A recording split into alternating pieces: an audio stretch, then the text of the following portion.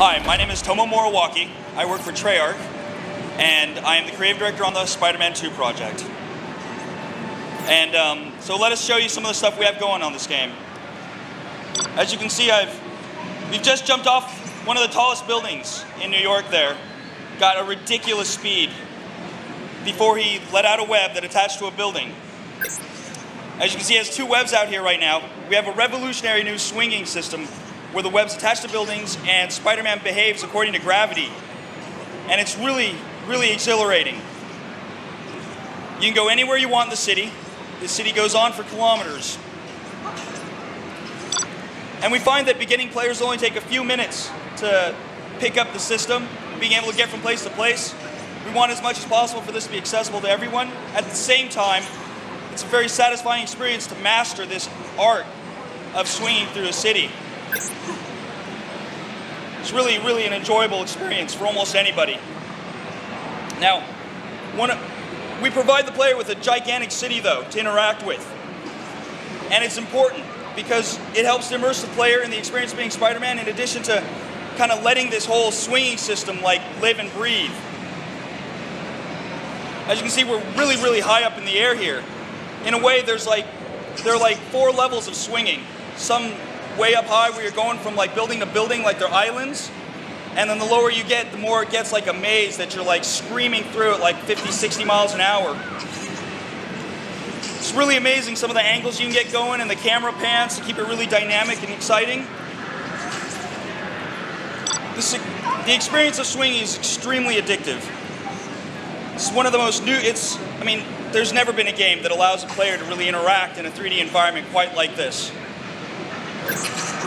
Now, in addition to a lot of the swinging, though, we've really improved Locomotion across the board. Spider-Man's capabilities in moving around, we've added features to his running, to his crawling, to his jumping especially. He's sprinting along a wall here, as you can see.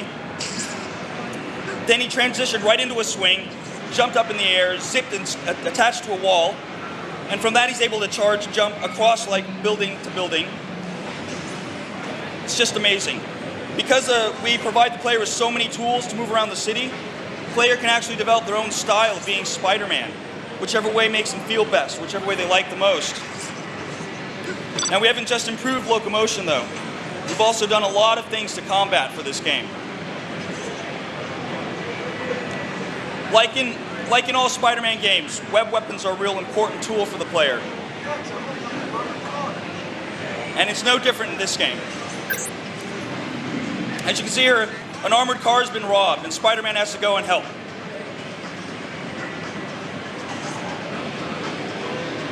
Now, he has a time limit to get there, so he gets to use his locomotion abilities and tries to get there as quickly as possible. But once there, he can use his web weapons where you can tie up multiple people.